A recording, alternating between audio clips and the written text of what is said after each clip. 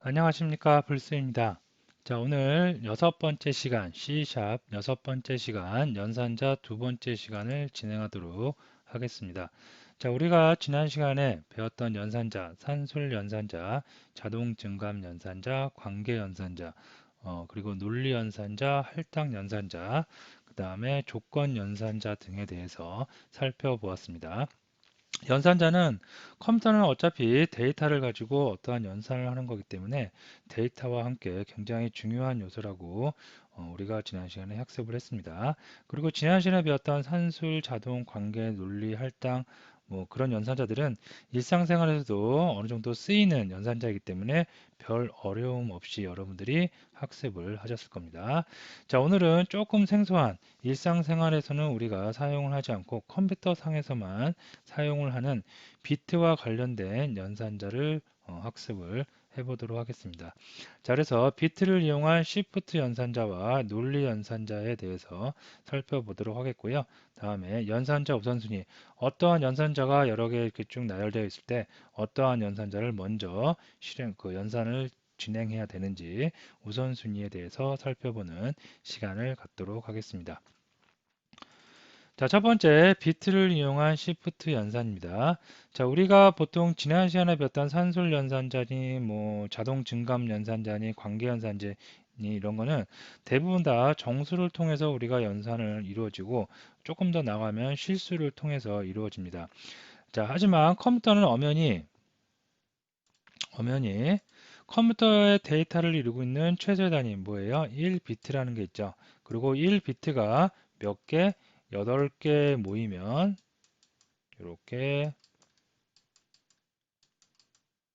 8개가 모이면 이게 어떠한 데이터? 1바이트가 되죠. 그래서 정수형 같은 경우에는 1바이트가 4개, 그래서 4바이트의 데이터 공간을 차지하고 숫자를 다루는 데이터 타입인데요.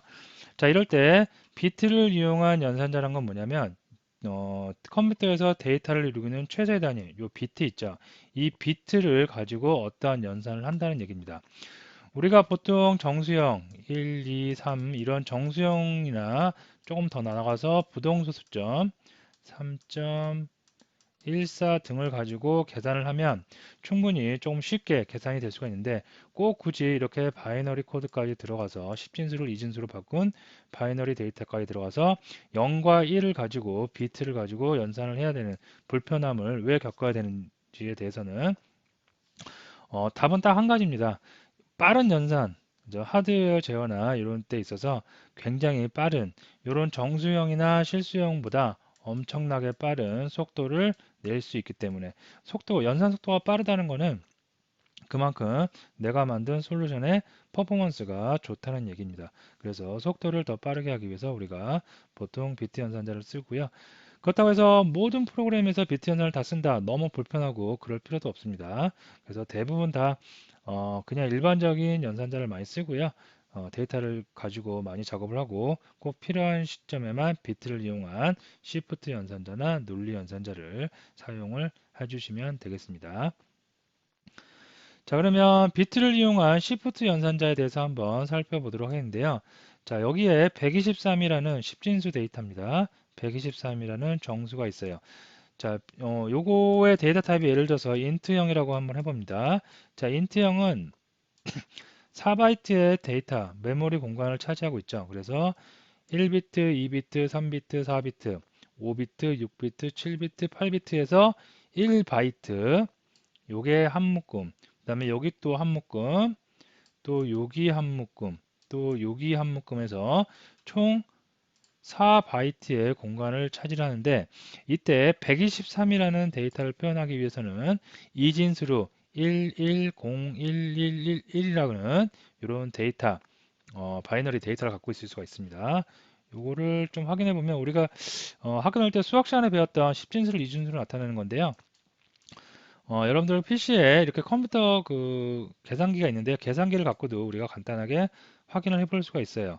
이걸 갖다가 프로그래머 용어로 바꾼 다음에 123으로 제가 입력을 하겠습니다. 123을 입력을 하고 나서 바이너리 코드를 보니까 어떻게 돼요? 111, 011 나오죠? 요걸 좀 더 자세히 보면 여기에 이렇게 보면 110111 이렇게 나옵니다. 요겁니다. 자, 이럴 때 이렇게 이진수로 바꿨을 때 비트를 이용한 시프트 연산이라는 건 뭐냐면 만약에 시프트 연산자 이렇게 두 가지가 있어요. 왼쪽으로 향한 화살표와 오른쪽으로 향한 화살표 모양이 있는데요. 왼쪽으로 이렇게 3을 입력하면 비트를 왼쪽으로 3칸 이동한다는 얘기입니다. 그래서 여기 있는 비트를 3칸 이동해요. 그러면 한 칸 이동하고 두 칸 이동하고 3칸 이동하죠. 3칸을 이동하고 났기 때문에 요 위에 같은 이런 데이터 모양이 나올 수가 있겠고요. 그러면 이동을 하고 났으니까 여기는 빈자리겠죠. 비어있는 자리에 이렇게 0을 넣어 주시면 되겠습니다. 요게 왼쪽으로 이동하는 시프트 이동이고요. 만약에 이거를 그리고 나서 요 데이터 다시 요 데이터를 갖다가 바이너리 이진수를 갖다가 10진수로 바꾸면 몇이 나온다? 984가 나온다는 얘기입니다. 실제로 이걸 이동해 볼까요? 자, 123인데 자, 이동을 합니다. 자, 계산기를 하나 더 꺼내서 이렇게 보도록 할게요. 자, 이동하면 여기서 여기는 1이 하나, 둘, 셋 이동했기 때문에 여기가 1이 될 겁니다. 여기가 1이 되겠죠. 그죠? 자, 1이 되고, 그 다음에 11빵 1이니까 11빵 1, 그 다음에 1이 더 3개 더 있어야 되겠죠. 이렇게. 그러면 984가 나온 것을 확인할 수 있습니다. 그리고 자리를 이동하고 빈 공간은 어떻게 한다고요? 0을 넣어 주시면 되겠습니다. 자, 똑같은 방법으로 이번엔 오른쪽으로 3칸 이동하는 시프트 연산입니다. 여기에 있는 데이터를 오른쪽으로 이동해요. 그러면 데이터가 넘쳐나죠? 이거는 날려버립니다. 메모리에서 날려버리고 그 다음에 여기에 있는 자리가 그대로 3칸이 오른쪽으로 이동했기 때문에 여기에 빈 공간이 나오겠죠? 빈 공간은 어떻게 처리한다? 000을 넣어주시면 되겠습니다. 그러면 111만 남겠죠? 그걸 우리가 다시 10진수로 환산하면 15라는 데이터가 나올 수가 있겠습니다. 자, 이것을 한번 프로젝트를 만들어서 실제로 코드상으로 저러한 값들이 제대로 나오는지 한번 확인을 해보도록 하겠습니다. 자, 프로젝트를 한번 만들어 볼까요? 자, C샵에다가 6번째 시간이니까 렉 06이라고 하겠고요. 자, 프로젝트 이름은 오퍼레이터 프로젝트라고 해주도록 하겠습니다. 됐습니다.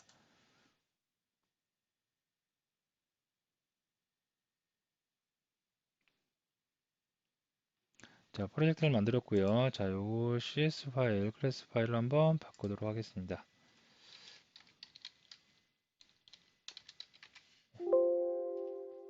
됐습니다. 자, 여기다가 방금 했던 shift 연산을 간단한 변수를 한번 만들어서 테스트를 한번 해보도록 하겠습니다. 자, 먼저 int형 정수를 만들기 위해서 int iNum이라는 변수와 그 다음에 jNum이라는 변수를 만들어 주겠고요. iNum에는 아까 123이었나요? 123을 넣어 주겠고 jNum에는 0을 넣어 주면 되겠습니다. 자, jNum을 다시 한번 초기화하는데요. 이번에는 iNum을 왼쪽으로 3칸 이동하는 Shift 연산을 한번 줘보도록 할게요. 자, 이거를 그리고 출력을 실제로 한번 해보도록 하겠습니다. 그래서 iNum을 3칸 이동한 것은 얼마인가요? 라고 이렇게 해서 jNum으로 해주도록 하겠습니다.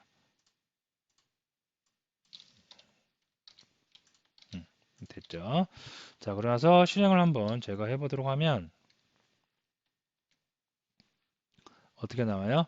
iNum을 3칸 이동한 것을 jNum에 담았어요. 그리고 jNum을 다시 10진수 출력하니까 984. 자, 장표로 다시 와서 확인해 보면 984 나온 것을 확인할 수가 있겠습니다. 아까 우리 계산기를 통해서도 한번 실제로 자리 이동해 보면서 확인을 해봤죠. 처음 프로그램에 입문하시는 분들은 이런 거 자꾸 좀 보시는 것, 습관을 들이시는 것도 좋아요. 자, 그 다음에 한 번 더 해보면 이번에는 jNum을 오른쪽으로 그 Shift 이동하는 것을 한번 해보도록 하겠습니다. 자, 오른쪽으로 3칸을 이동했다. 그 다음에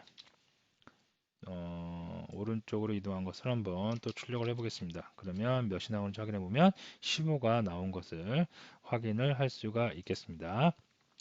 자, 이번에는 iNum을 갖다가 제가 음수도 한번 해봐야 되겠죠. 그래서 음수를 마이너스 123을 담아 보겠고요.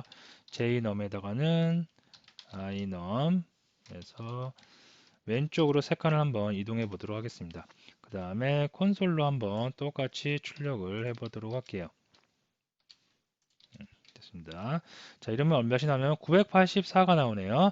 자, 한번 계산기를 통해서 확인을 해 보도록 하겠습니다.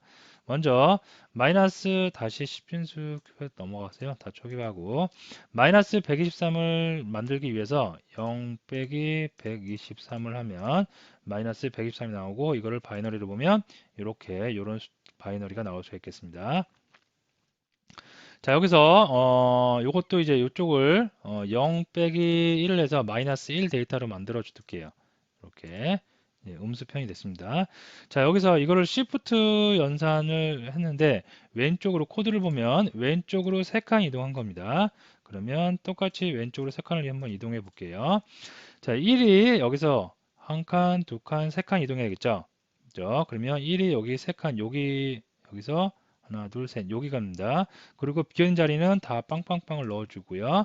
자, 1이고, 그 다음에 0이겠죠? 그 다음에 1이고, 0이고, 0이고, 0이고, 0이 4개인가요? 이렇게. 그죠? 그러면 몇 나왔어요? 마이너스 984.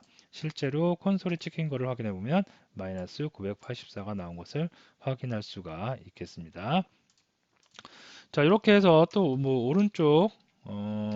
오른쪽 시프트 연산을 해보면 이렇게 해서 또 한번 jnum을 출력을 해보도록 하겠습니다. 그럼 몇이 나오는지 보면 몇이 나왔어요? 마이너스 16이 나온 것을 확인할 수가 있겠습니다. 이것도 마찬가지로 여러분들이 계산기를 통해서 윈도우에 빌트인 되어 있는 계산기를 통해서 자릿수를 실제로 이동해 보시면 쉽게 확인을 하실 수가 있겠습니다. 자, 다시 왔고요. 예, 방금 했던 그런 그 코드가 보일 수가 있으니까 여러분이 직접 한번 코딩을 해서 눈으로 확인해 보시면 될 것 같습니다. 자, 이렇게 해서 Shift 연산자 뭐예요? Shift 이동이죠. 그래서 자릿수를 비트에 있는 데이터를 한 칸, 두 칸, 세 칸, 네 칸 내가 원하는 만큼 좌우로 이동을 해서 데이터를 변화 주는 연산자, 그걸 우리가 Shift 연산자라고 합니다. 자, 다음으로 비트를 이용한 논리 연산자에 대해서 살펴보는 시간을 갖도록 하겠습니다.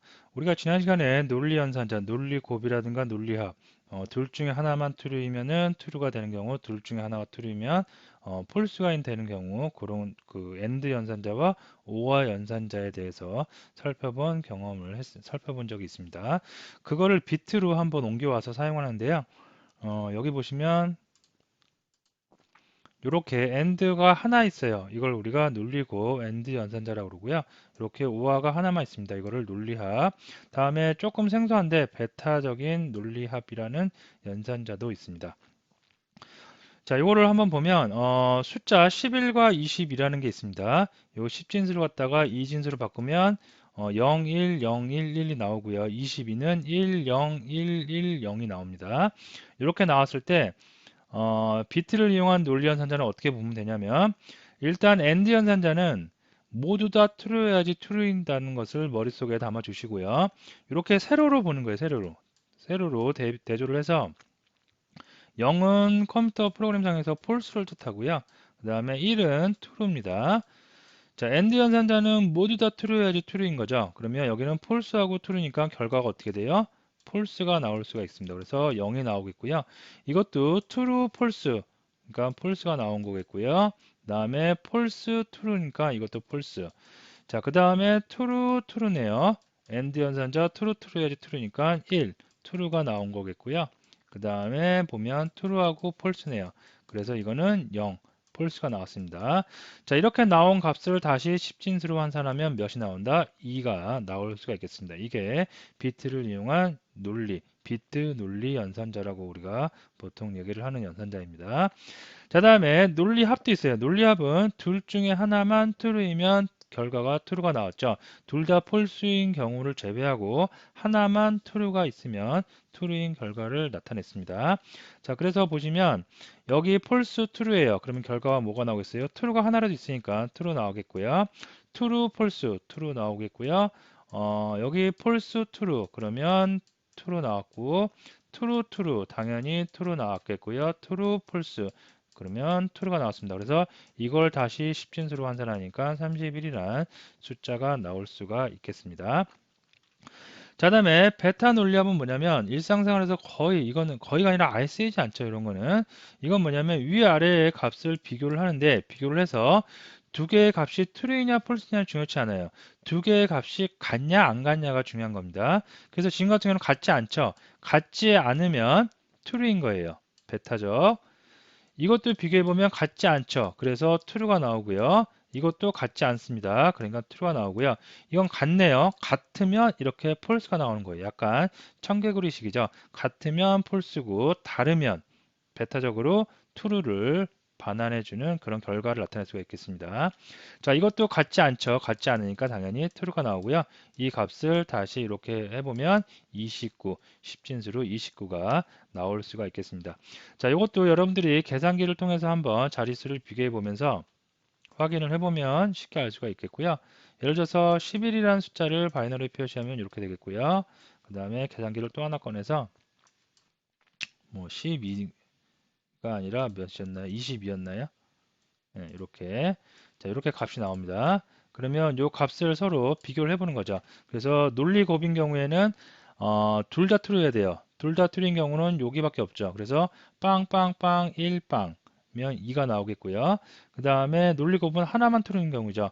true, true, true, true, true 다 true이니까 30이 나온 거겠고 그 다음에 베타적인 거는 이렇게 두 개의 값을 또 비교해서 서로의 값이 같으면 false고 서로의 값이 다르면 true를 반환해주는 데이터를 여러분이 한번 세로로 따져보시면 되겠습니다. 자, 이걸 프로그램상으로 한번 만들어 보면 이렇게 한번 하고 아까 두 개 숫자 11과 21을 이용했나요? 네, 이렇게 이용해서 한번 따져보도록 하겠습니다. 자, 콘솔에다가 제가 한번 출력을 해보도록 하겠고요. 이렇게 해서 iNum과 그 다음에 end 연산자, 비트 논리 연산자 이렇게 해주고 있고요. 이거는 자, iNum과 어떻게 jnum이죠. 예, 이렇게 해서 실제로 한번 실행을 해보도록 하겠습니다. 실행을 하고 나서 결과를 보니까 이렇게 2가 나온 것을 확인을 할 수가 있겠고요. 그 다음에 어떤 거 있었죠? 오화 연산자 논리 합이 있었습니다. 그러면 이것도 한번 테스트를 해보면 이렇게 30일이 나온 것을 확인할 수가 있겠습니다. 그 다음에 베타도 있었어요. 베타는 베타 논리는 이렇게 삭감 모양의 기호를 써줍니다. 그러면 이것은 이렇게 29로 10진수로 환산했을 때 29가 나올 수가 있겠습니다. 자, 그래서 이렇게 정리를 해주시면 될 것 같고요. 다음에 넘어가도록 하겠습니다. 자, 여기 보면 부정연산자도 있어요. 값을 바꿔버리는 겁니다. 그래서 자, 여기 보시면 이렇게 물결 모양을 치는데요. iNum의 비트에 해당되는 0과 1을 숫자를 0이면 1로, 1이면 0으로 바꾸는 겁니다. 그리고 이것도 jnum도 마찬가지겠고요. 실제로 계산기를 한번 꺼내서 보면 자, 여기 보면 자, 11을 제가 먼저 한번 입력을 해볼게요. 11을 바이너리 코드를 보면 이렇게 11011 이렇게 나옵니다. 이거를 여기서 0에 해당되는 값은 전부 다 1로 바꾸는 거고요. 그 다음에 1에 해당되는 값은 다 0으로 바꾸는 겁니다. 그러면 계산기를 또 하나 꺼내서 이렇게 두고요. 일단 이걸 다 1로 만들어주기 위해서 하나씩 체크를 해서 만들어야 되는데 이제 힘드니까 간단하게 0 빼기 1을 하면 마이너스 1이 나오고 다 1 되겠죠. 자, 여기서 이제 요게 원래 오리지널 값이었죠. 요거를 부정 논리 비트 논리로 바꾸면 1은 0이 돼야 됩니다. 그러니까 여기가 0이 되겠고요. 그 다음도 0이 되겠죠. 그 다음에 여기 1이 되겠죠. 그 다음에 0이 됩니다.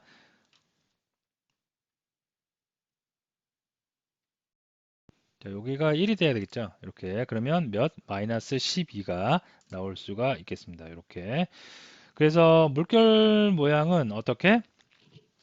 부정하는 건데요. 부정연산자라고 그러는데 비트의 0과 1을 서로 체인지 바꿔버리는 연산자라고 정리를 해주시면 되겠습니다. 자, 그래서 이것도 코드상으로 한번 살펴보면 이렇게 해서 물결 모양을 주시면 되겠고요.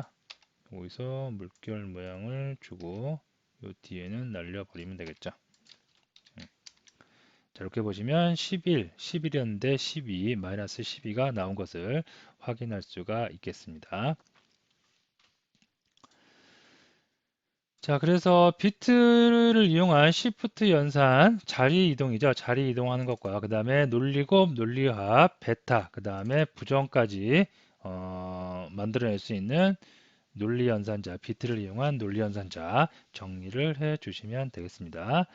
자, 마지막에 연산자 우선순위인데요. 연산자 우선순위는 별로 스트레스 받을 일이 없겠어요. 우리가 일상생활에서 생활할 듯이 덧셈, 뺄셈, 곱셈, 나눗셈이 있을 때 곱셈과 나눗셈이 덧셈과 뺄셈보다 더 우선적으로 연산이 돼야 된다. 그 내용입니다. 그리고 가로로 묶어주면 가로 안에 있는 내용을 먼저 연산을 하고 그 다음에 가로 밖에 있는 연산을 후에 연산한다. 그런 내용입니다.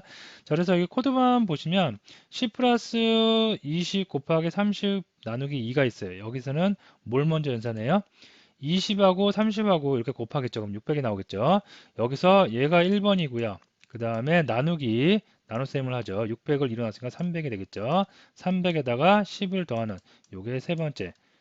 가장 앞에서부터 순차적으로 연산을 하는 게 맞지만 곱셈과 나눗셈이 뺄셈과 덧셈보다는 우선순위가 있기 때문에 이렇게 뒤에 있는 것을 먼저 연산하고 앞에 있는 연산을 하기 때문에 결과가 이렇게 나올 수가 있습니다.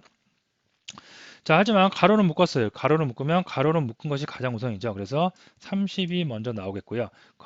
거기에 30을 곱해요. 그러면 900이 나오겠고 그 다음에 2로 나누면 450이 나오겠고요. 이것도 여기서는 이제 가로를 묶었는데 가로 안에서도 또 따져봐야겠죠. 곱셈이 더 우선이죠. 그러면 600, 610 나누기 2 하니까 305가 나올 수가 있겠습니다. 그렇죠? 자, 다음 밑에 보시면 10 플러스 2하고 여기 논리연산자가 나와요. 이렇게. 그죠? 자, 이럴 때 어떻게 보면 되냐면 이런 게 프로그램 할 때 굉장히 많이 나올 수가 있어요. 자, 이거는 어떻게 보냐면 얘가 1번이에요. 얘가 1번. 먼저 여기를 먼저 연산을 합니다. 그럼 30이죠. 여기가 1번. 그 다음에 또 여기를 먼저 연산을 해요. 그럼 여기가 2번.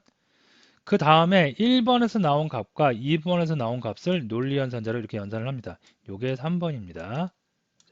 그래서 하나씩 여러분이 묶어서 따져보면 되는데 실제로 프로그래밍 할 때는 이렇게 프로그래밍 코드를 작성을 해도 문제는 없습니다. 맞습니다. 맞지만 보통 우리가 조금 가독성을 높이기 위해서 이럴 때는 가로를 요 밑에 있는 것처럼 가로로 묶어서 이렇게 명확하게 명시적으로 우선순위를 정해주는 방법이 더 효율적인 방법이라고 볼 수가 있겠습니다. 요 밑에 있는 내용도 똑같습니다. 10 플러스 20을 먼저 하고 그 다음에 40 빼기 10을 하고 그 다음에 그 피연산자 두 개의 결과값을 비교를 할 수가 있겠습니다.